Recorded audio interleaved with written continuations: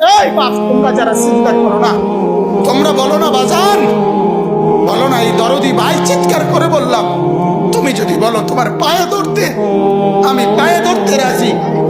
তুমি যদি বলো তোমারে জড়িয়ে ধরে কাঁদতে, আমি কাঁদতে রাজি। তুমি বলো কেন আল্লাহর সাথে রাগ করলা? কেন আল্লাহর সাথে রাগ করলা? কেন আল্লাহর সাথে নারাজ হইলা? কেন সেজদা কপালে জুটলো না?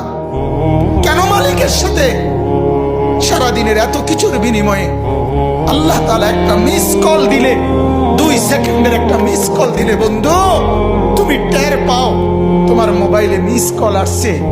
এত বড় মসজিদে ছয়টা মাইকের হরন দিয়া আল্লাহু আকবার বলে তোমারে ডাক দেয়, তোমার একটা বারও কানে লাগে না, বিবেকে লাগে না।